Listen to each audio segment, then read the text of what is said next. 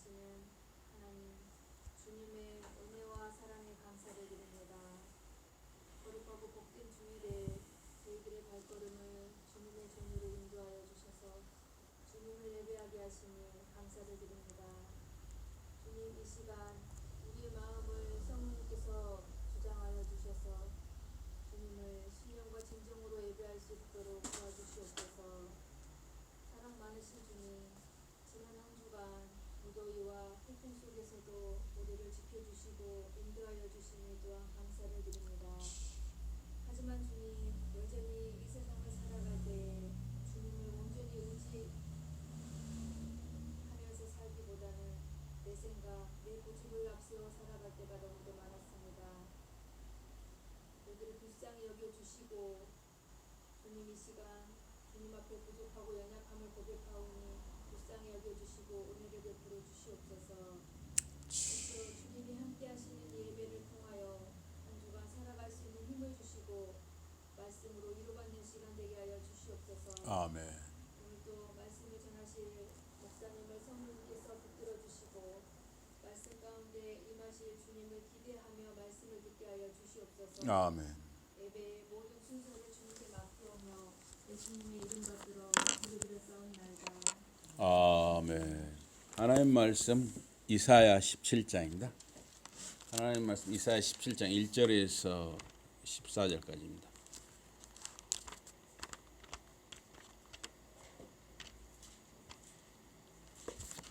이사야 17장 1절에서 14절입니다.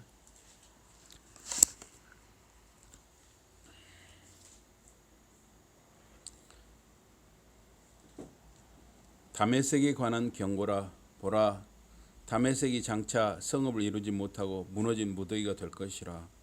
아로엘의 성읍들이 버림을 당하리니 양무리를 치는 곳이 되어 양이 눕되 놀라게 할 자가 없을 것이며 에브라임의 요새와 다메섹 나라와 아람의 남은 자가 멸절하여 이스라엘 자손의 영광같이 되리라. 만군의 여호와의 말씀이니라.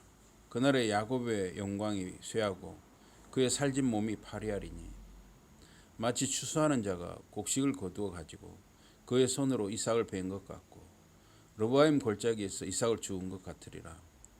그러나 그 안에 주울 것이 남으리니 감람나무를 흔들 때 가장 높은 가지 꼭대기에 과일 2-3개가 남은 같겠고 무성한 나무의 가장 먼 가지에 4-5개가 남은 같으리라. 이스라엘의 하나님 여호와의 말씀이니라. 그날에 사람이 자기를 지으신 이를 바라보겠으며 그의 눈이 이스라엘의 거룩하신 이를 뵙겠고 자기 손으로 만든 제단을 바라보지 아니하며 자기 손가락으로 지은 아세라나 태양상을 보지 아니할 것이며 그날에 그 견고한 성읍들이 옛적에 이스라엘 자손 앞에서 버림받은 수풀 속의 처소와 작은 산 꼭대기의 처소 같아서 황폐하리니 이는 내가 내 구원의 하나님을 잊어버리며 내 능력의 반석을 마음에 두지 아니한 까닭이라. 그러므로 내가 기뻐하는 나무를 심으며 이방의 나무 가지도 이종하는도다. 다 같이 봉독합니다. 11절부터 시작. 내가 심는 날에 울타리를 두르고 아침에 내 씨가 잘 발육하도록 하였으나 근심과 심한 슬픔의 날에 농작물이 없어지리라. 슬프다. 많은 민족이 소동하였으되 바다 파도가 지는 소리같이 그들이 소동하였고 열방이 충돌하였으되 큰 물이 몰려옴 같이 그들도 충돌하였도다. 열방이 충돌하기를 많은 물이 몰려옴과 같이 하나 주께서 그들을 꾸짖으시리니 그들이 멀리 도망함이 산에서 겨가 바람 앞에 흩어짐 같겠고 폭풍 앞에 떠도는 티끌 같을 것이라. 보라, 저녁에 두려움을 당하고 아침이 오기 전에 그들이 없어졌나니 이는 우리를 노력한 자들의 몫이요 우리를 강탈한 자들의 보응이니라. 아멘. 오늘 말씀 제목은 하나님을 바라보는 삶, 하나님을 바라보는 삶입니다. 여기 이사야 17장에는 이 다메섹과 에브라임을 함께 말하고 있습니다. 이 에브라임은 북이스라엘을 뜻합니다. 이 북이스라엘 10지파와 남유다 두 지파로 이렇게 나눠졌죠. 그래서 북이스라엘에서 가장 큰 지파가 에브라임이었습니다. 그래서 에브라임 하면 북이스라엘 전체를 의미하기도 하는 것입니다. 이 다메섹은 지금 이 다마스커스를 가리키는데 지금 시리아를 가리켜요. 성경에는 시리아를 수리아라고도 표현을 했죠. 또는 지금 아람이 시리아 또는 수리아입니다. 그래서 이 다마스커스, 이 다메섹은 이 수리아, 이 시리아의 수도를 가리킵니다. 그래서 이 다메섹은 메소포타미아 지역과 애굽 지역을 연결하는 중요한 도시, 거점 도시로서 오랜 역사를 가진 도시입니다. 그래서 여기 이사야 7장에 보면은 북이스라엘하고 이 시리아, 이 아람 군대가 동맹을 맺고 남유다를 공격을 했습니다. 그래서 남유다, 즉 유대인들은 힘이 약해서 그 동맹군, 이 아람 군대와 그 에브라임 이 동맹군을 능히 대항하기가 어려웠습니다. 다른 나라들의 도움도 받을 수가 없었습니다. 그래서 남유다 유대인들은 하나님이 그들을 버리신 것은 아닌지, 하나님이 그들을 도와주시는 분이 맞는지 의심할 수밖에 없었습니다.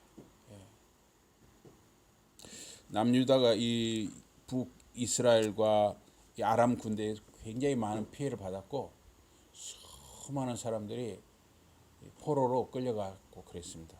아람 나라로 포로로 끌려가고 북이스라엘로도 포로로 끌려가고 또 많은 성읍들이 불타고 많은 사람들이 죽고 곡식과 열매와 많은 금은 보화들을 약탈당하기도 했습니다.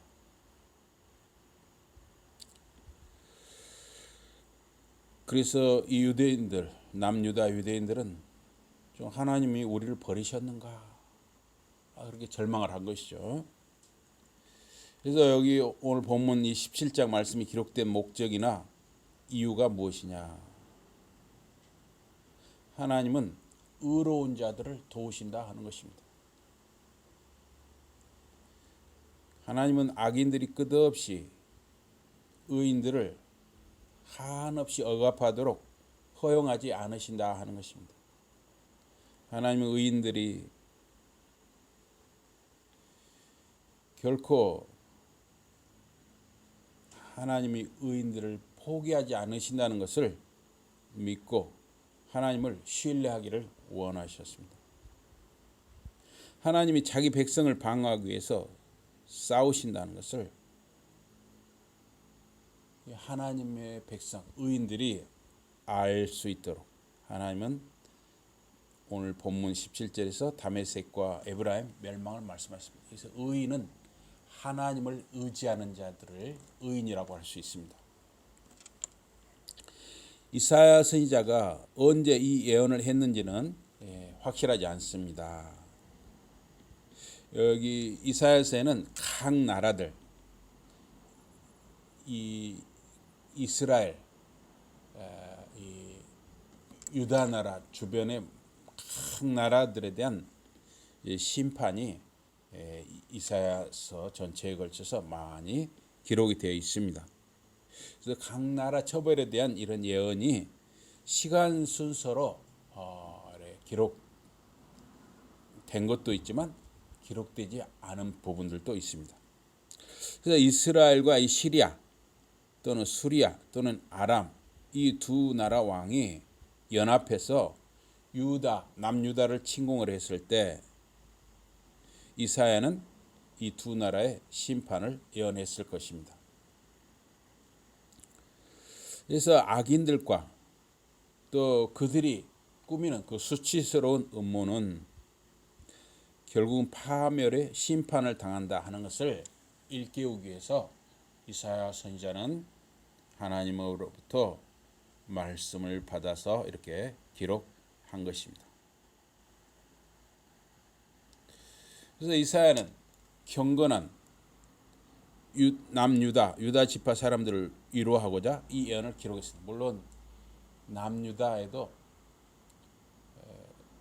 하나님을 정말 잘 섬기고 의리하는 사람들도 많았지만 또 굉장히 우상을 섬기고 이방신들을 섬기는 사람들이 많아지는 그런 변질의 과정이 있었습니다. 어쨌든 이사야가 관심을 가진 것, 이사야가 시선을 둔 것은 유다 지파의 경건한 사람들에게 있었습니다. 오늘날 역시 하나님의 시선, 하나님의 관심은 경건한 사람들을 향하고 있는 것입니다. 이사야 시대나 지금이나 하나님의 관심은 하나님을 의지하는 자, 정말 하나님의 말씀대로 살아보려고 몸부림치는 사람들, 시간을 쪼개서 기도하는 사람들, 이 경건한 사람들에게 하나님의 시선, 관심이 있는 것입니다. 이 1절에 보라, 다메섹이 장차 성읍을 이루지 못하고 무너진 무더기가 될 것이라. 이 보라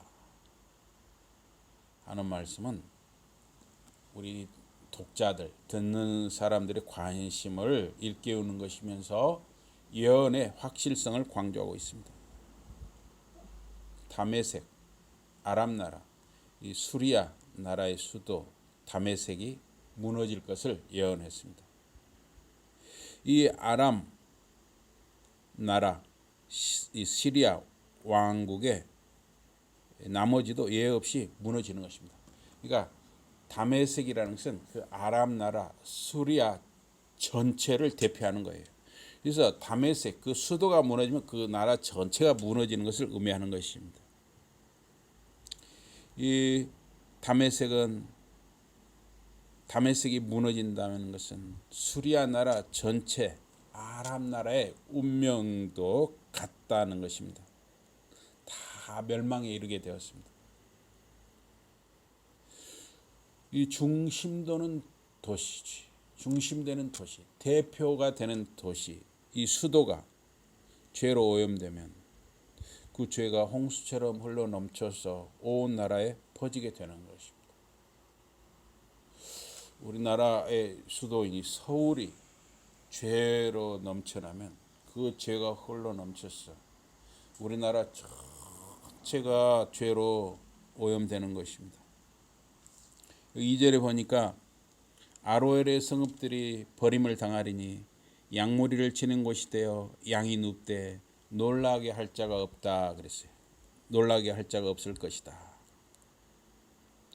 이 아로엘은 사해 동쪽을 흐르는 그 아르논 강변에 위치한 이 아람의 성읍이에요. 그래서 아람의 남방 경계를 형성하는 곳이 이 아로엘입니다. 그래서 요단 동쪽 북부 지역 곳이 아로엘입니다. 그래서 이 성읍들은 그 아로엘 주위 마을들을 가리킵니다.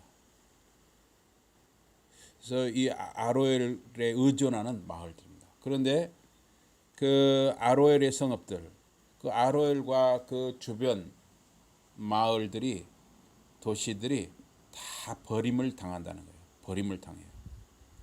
버림당한다는 것은 그것이 적들의 침략을 받아서 사람들이 잡혀가고 사람들이 떠나고 황무한 상태로 되는 것입니다. 사람들이 살 수 없게 되었습니다. 사람들이 추방당하거나 포로가 되어서 그 땅이 비어있게 되었습니다. 사람이 살지 않으면 결국은 거기는 각종 들짐승들이 살게 되는 것입니다. 잡초가 무성해지고 양떼들의 그 풀을 뜯는 그런 것으로 바뀌게 되었습니다. 또 여기 3절에 보니까 에브라임의 요새와 다메섹 나라와 아람의 남은 자가 멸절하여 이스라엘 자손의 영광같이 되리라. 만군의 여호와의 말씀이니라. 에브라임은 북이스라엘을 말하죠. 다메섹은 아람, 즉 시리아의 수도입니다. 그런데 북이스라엘도 시리아도 자기들이 한때 동맹을 맺고 남유다를 공격하고 큰 피해를 주었지만 결국은 남유다를 침공하고 못된 짓을 했던 북이스라엘이나 시리아도 또 아수르에 멸망당하게 되는 것입니다. 이스라엘 자손의 영광이 우상 숭배와 불의와 불순종으로 사라진 것처럼 북이스라엘과 아람 즉 시리아도 사라지게 된다는 것입니다. 이스라엘 자손의 영광, 이스라엘 자손의 영광은 하나님께서 아브라함을 부르심으로 시작되었습니다. 그리고 아브라함에서 이삭으로 또 이삭에서 야곱으로 그리고 12아들로 그렇게 해서 하나님께서는 야곱의 이름을 이스라엘로 바꿔주시고 또 이스라엘 그 12아들들을 430년 동안 애굽 땅에서 큰 민족을 이루는 은혜를 주셨고 그들을 하나님이 종살이에서 구원해 주셔서 광야 훈련을 거쳐서 가나안 땅으로 들어가게 하셨습니다. 그래서 가나안 땅에서 정착하여 사는 동안에는 초기에는 하나님의 영광이요 이스라엘의 영광이 곧 하나님의 영광이었습니다. 그러나 그들은 가나안 땅에 정착하여 살면서 점차 그 이스라엘의 영광, 하나님의 영광을 잊어버리고 이제 타락하게 됐어요. 그들이 먹고 살만해지니까 타락하게 되었습니다.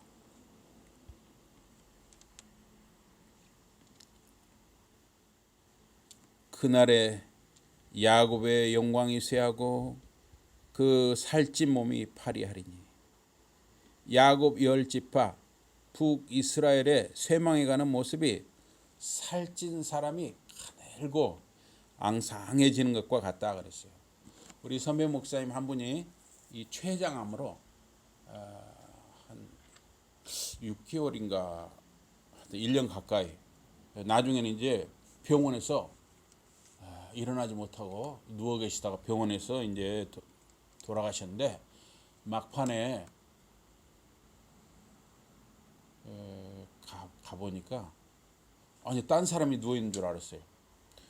굉장히 좀 저만큼 아닌도 하여튼 좀 상당히 건강한 분이었거든요. 그런데 진짜 다른 분이 거기 누워 있는 줄 알았다니까요. 와, 완전히 그냥 뼈와 살이 붙어 있는 그런 모습이었습니다. 그런데 야곱이 영광이 쇠하고 그렇게 살찐 몸이 파래져서 뼈와 살이 붙어 있는 것처럼 이렇게 초라하게 변한다고 말씀하고 있습니다. 그래서 여기 5절에 보니까 5절 한번 다 읽어보실까요? 5절 17장 5절입니다. 17장 5절 다 같이 시작. 마치 추수하는 자가 곡식을 거두어 가지고 그의 손으로 이삭을 벤 것 같고 르바임 골짜기에서 이삭을 주운 것 같으리라. 예, 우리가 지금 여기 보면 주변에 이렇게 밭이나 논에 지금 잘 자라고 있어요. 벼도 잘 자라고 곡식들이나 열매들이 잘 자라고 있는데 이게 이제 늦가을이 되잖아요. 그러면 다 곡식을 거두어 들이면 이렇게 밭이나 들을 보면 굉장히 황량한 빈 들을 보게 됩니다. 마치 그와 같이 이스라엘과 북이스라엘과 아람 나라가 그렇게 변한다는 것입니다.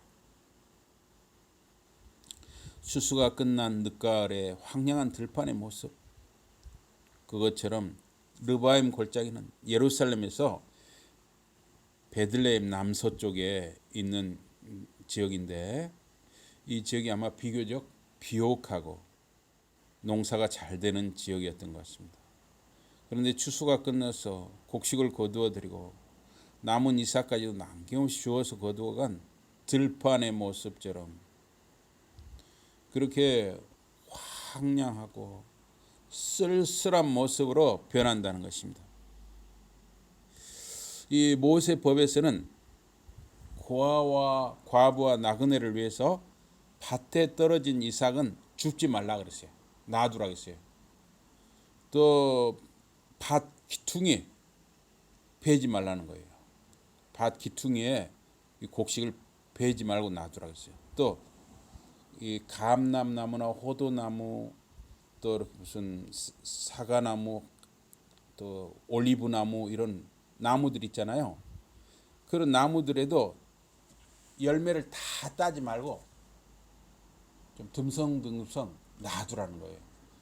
그러면 가난한 사람, 배고픈 사람, 고아, 과부, 나그네들이 그걸 주워 먹고 따 먹으라고 놔두라는 거예요.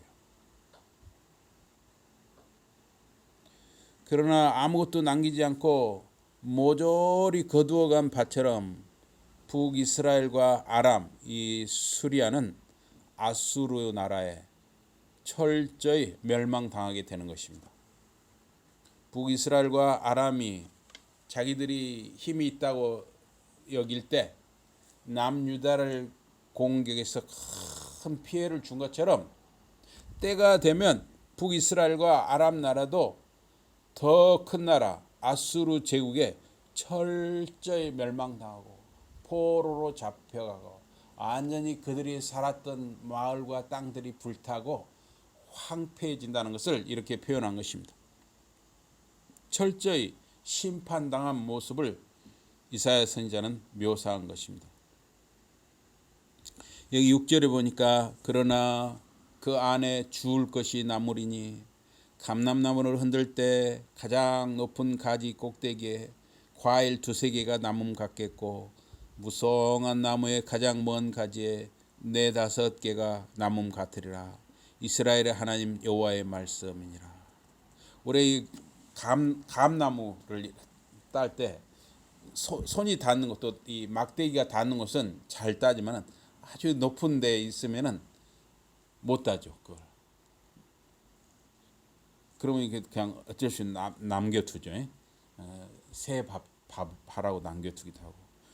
그런 것처럼 이 감람나무, 올리브나무라든가 높은 가지 꼭대기에 과일 2-3개가 어쩌다 이렇게 남아있더라는 거예요. 또 밭에도 거두어 간 것 같은데 그래도 자세히 보니까 조금 주술 것이 있더라는 것이죠. 어쨌든 그렇게 북이스라엘 10지파는 아수르 포로로 잡혀가고 아주 소수의 사람들, 어떻게 보면 사회적으로 별로 사람 구실을 못하는 그런 사람들만 듬성듬성 남아있게 되는 것입니다. 그래서 남은 사람들의 형편 역시 비참하고 초라하게 되는 것입니다. 그때서야 7절에 보니까 사람들이, 자 7절을 한번 같이 읽어보겠습니다. 7절입니다. 7절 한번 찾아보세요. 7절 찾으셨습니까? 다 같이 시작. 그날에 사람이 자기를 지으신 이를 바라보겠으며 그의 눈이 이스라엘의 거룩하신 이를 뵙겠고. 그렇게 그들이 철저히 파괴당하고 철저히 망했을 때야 사람들이 창조주 하나님을 쳐다본다는 거예요. 이스라엘의 거룩하시니 구원자 하나님을 그때야 바라본다는 거예요. 그 심판날에야 창조주 하나님, 이스라엘의 하나님을 바라봅니다. 평소에 심판이 임하기 전에 하나님을 바라봐야 복된 사람인데, 복된 삶인데, 심판을 당하고 아픔을 겪어야 하나님을 쳐다보는 것이 인간의 모습이라는 것입니다. 그래서 여기 8절에 보니까 자기 손으로 만든 제단을 바라보지 아니하며 자기 손가락으로 지은 아세라나 태양상을 보지 아니할 것이라 그랬어요. 심판날이 되니까, 심판을 당하고 보니까 그들의 손으로 만든 아세라상, 그 우상, 또 태양상, 태양신을 섬기는 그 우상, 또 자기 손으로 만든 우상 제단이 아무런 소용이 없고 구원의 능력이 없음을 그때야 알게 된다는 것입니다. 아수르의 침략을 받은 북이스라엘은 그들이 만든 우상과 섬기는 우상 제단이 전혀 능력이 없다는 것을 그때야 알게 됐다는 것입니다. 여러분, 우상은 부와 야망에 대한 유혹입니다. 사람은 뭔가 가졌다고 생각하면 자만심이 생깁니다. 자존심이 올라가고 어깨가 으쓱되는 것입니다. 우상은 부와 권력에 대한 꿈을 심는 것입니다.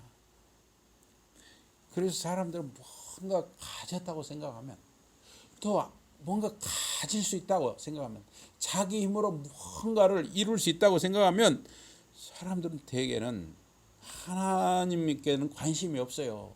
하나님의 말씀에 관심이 없어집니다. 자기 자신에게 관심이 많아요. 그러나 낮아지고 간신히 목숨만 건지는 환난의 상황에서 사람들은 창조주, 이스라엘의 구원자, 참 하나님을 찾게 된다는 것입니다.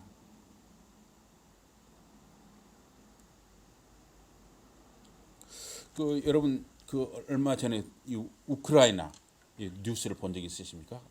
참 제가 그 사진을 보고 너무 진짜 마음이 아팠어요. 러시아와 우크라이나가 이렇게 전쟁을 해가지고 말입니다. 우크라이나 군인 한 사람이 젊은 군인이에요. 20대 중반의 젊은 군인인데 결혼을 했어요. 일찍 결혼했나 봐요. 그런데 양 팔이 말입니다. 이만큼이 잘라졌어요. 여기도 양쪽이 팔이.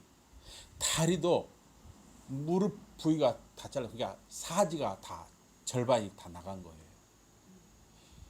그래도 또 눈도 이게 폭탄 파편에 의해서 눈도 보이지 않는 거예요. 갖고 누워 있는데 그 아내가, 참 어린 아내가 그 침상에 누워 있는 아내를 이렇게 깨안고 그걸 이렇게 사진으로 찍어서 이렇게 나왔는데,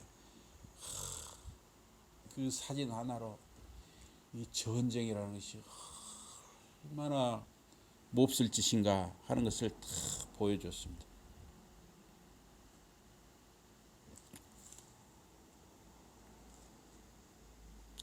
여기 9절에서 14절은 예루살렘과 연계된 말씀입니다. 남유다 예루살렘. 그래서 여기 9절에 보니까 그날의 그 견고한 성읍들이 옛적에 이스라엘 자손 앞에서 버림받은 수풀 속의 처소와 작은 산 꼭대기의 처소 같아서 황폐하리니 그랬어요. 그래서 그 날에, 그 심판 날에 그 견고한 성읍들이, 이 구절을 이 70인경이라는 성경이 있거든요. 70인경이라는 성경은 이렇게 번역을 했습니다.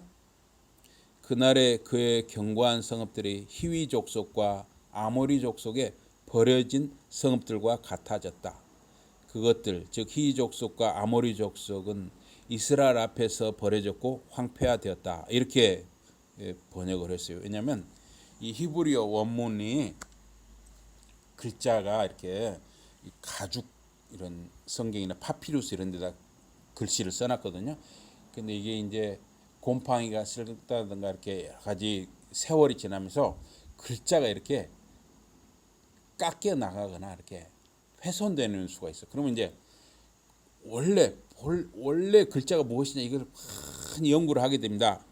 그러다 보니까 이렇게 번역이 조금씩 틀려지는 거예요. 그래서 히위 족속과 아모리 족속은 이스라엘이 가나안에 들어올 때 살았던 7 족속들 중 2 부족, 그 7 족속을 대표하는 부족이 바로 히위 족속과 아모리 족속이었습니다. 그들이 이스라엘이 가나안에 들어와서 이렇게 정복 전쟁을 할 때 다 이스라엘 앞에서 넘어지고 버려졌고 황폐화되었죠.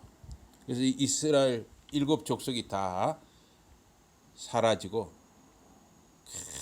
정말로 소수만 남았어요. 그와 같이 북이스라엘과 아람 군대가 동맹을 맺고 남유다를 침공해서 수많은 성읍들이 황폐되고 버려졌습니다.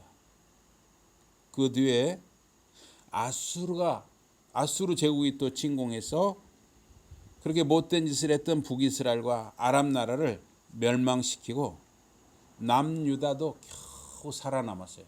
왜냐하면 남유다는 좀 아수르 쪽에 가까웠기 때문에 겨우 살아남았던 것입니다.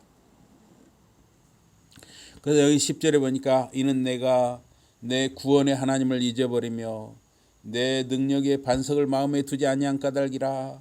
그러므로 내가 기뻐하는 나무를 심으며 이방의 나무까지도 이종하는도다.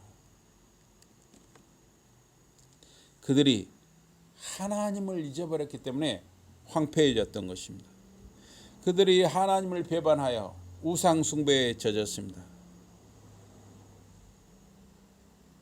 자기 자신을 위해서 심고 거두어야 합니다. 능력의 반석 하나님을 섬기는 것은 자기를 위해서 심고 거두는 거예요. 하나님을 섬기는 것은 결국은 자기를 위해 심고 자기를 위해 거두는 것입니다. 이 시간 여러분들이 이렇게 하나님 앞에 나와 예배하는 것은 하나님께 예배하는 것이면서 여러분 자신과 여러분의 가족을 위해서 심고 거두는 복된 모습인 것입니다. 그러나 우상을 섬기는 것, 다른 신, 헛된 신을 섬기는 것은 결국은 남 좋은 일 시키는 거예요. 남을 위해서 심고 이방인 원수들이 거두가는 것입니다. 적들이 원수들이 결국은 다 빼앗아가는 것이에요. 그것이 바로 신명기 28장의 말씀이었습니다. 신명기 28장에서 하나님께 순종하고 잘 섬기는 자는 들어와도 복을 받고 나가도 복을 받는다고 약속을 했습니다. 여러분의 전기밥솥도 복을 받고 반찬 그릇도 복을 받고 여러분 냉장고도 복을 받고 여러분의 신발도 복을 받고 여러분의 자동차도 복을 받고 여러분이 일상에서 가진 모든 것들이 복을 받는다는 거예요.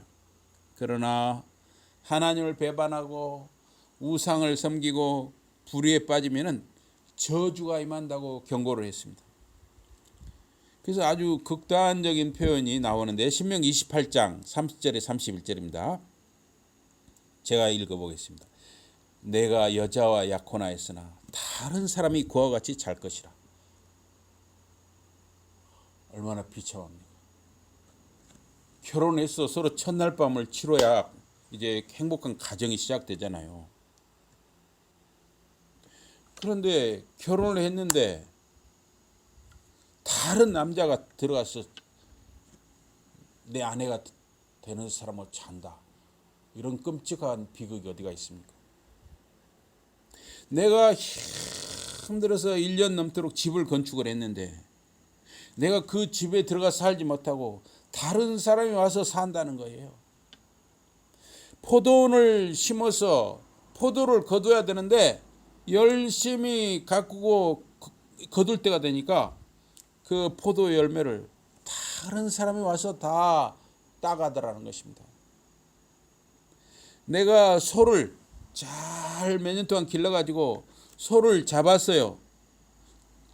먹고 잔치를 하기 소를 잡았습니다. 그런데 그 고기를 다른 사람이 와서 다 채가더라는 거예요.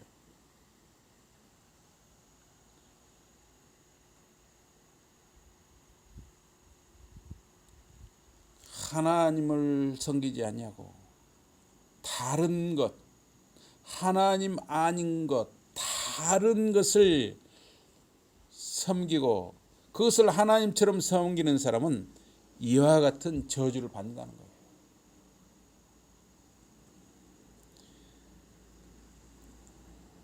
그러나 예루살렘은 북이스라엘과 아람 나라 그들이 아수르 나라에 그렇게 멸망당하는 것을 보면서도 남유다 예루살렘도 역시 깨닫지를 못했습니다. 구원의 하나님을 섬기는 일에 자기 갱신, 자기를 새롭게 하고 자기의 삶을 고치는 일을 하지 못했습니다. 남유다도 점점 더 이방신 우상 숭배에 젖어들었습니다.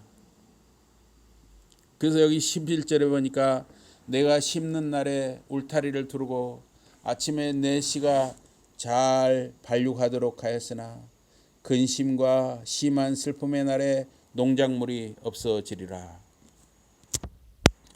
심고 울타리를 두르고 아침 일찍 작물을 돌보았습니다. 인간적으로 많은 수고를 했습니다. 그러나 소득이 없습니다. 하나님을 떠난 인간의 수고는 헛되고 헛된 것입니다.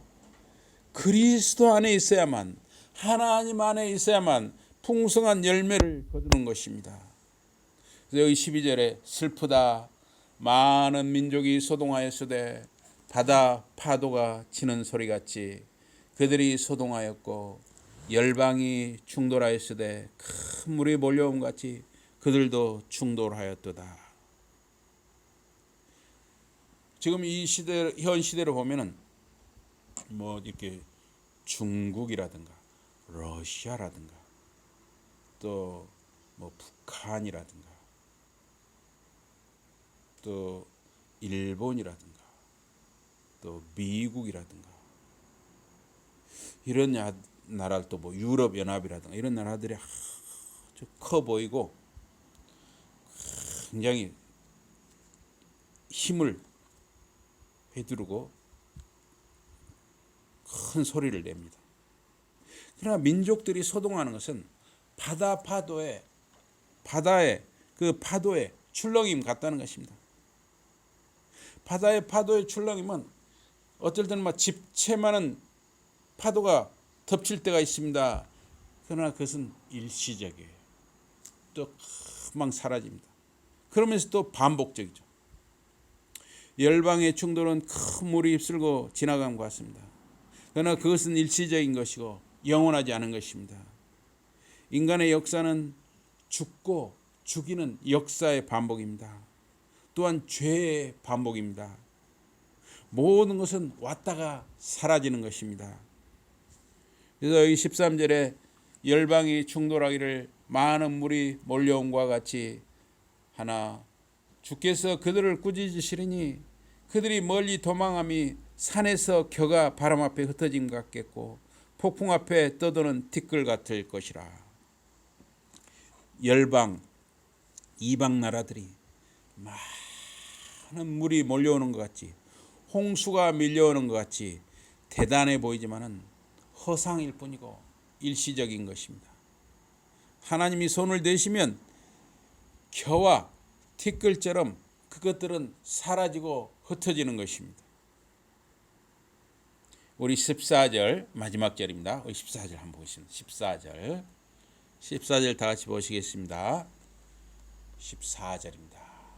14절 다 같이 시작. 보라, 저녁에 두려움을 당하고 아침이 오기 전에 그들이 없어졌나니 이는 우리를 노력한 자들의 몫이요 우리를 강탈한 자들의 보응이니라. 아멘. 그래서 시편 30편 5절에 보면 그 노염은 잠깐이요 그 은총은 평생이로다. 저녁에는 울음이 기수갈지라도 아침에는 기쁨이 오리로다 그랬습니다. 이 세상의 모든 것은 일시적인 것입니다. 지나가는 것입니다. 영원한 것은 하나님과 하나님 안에 있는 것입니다. 하나님의 말씀은 영원한 것입니다.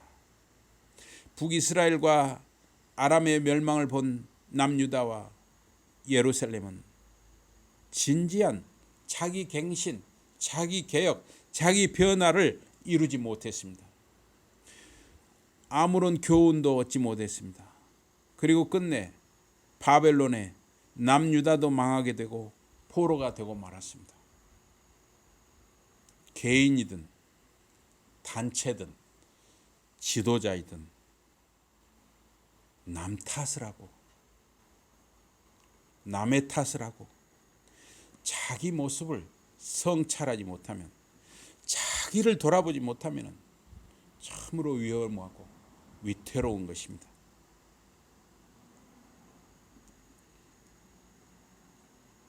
기도하는 사람만이 반석 위에 있는 삶을 사는 것입니다.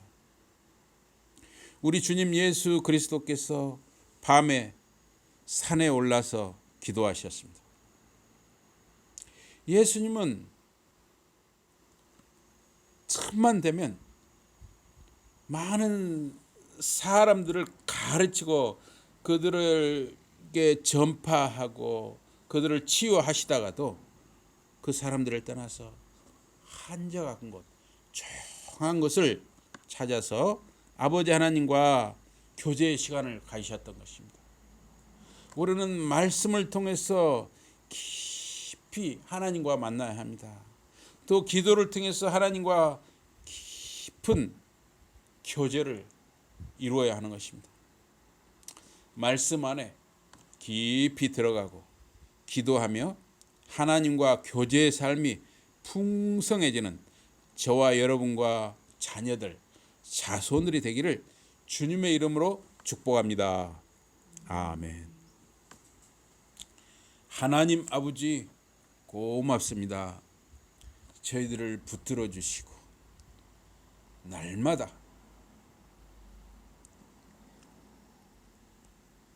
이끌어 주심을 감사합니다. 예수 이름으로 감사 기도드리옵나이다. 아멘.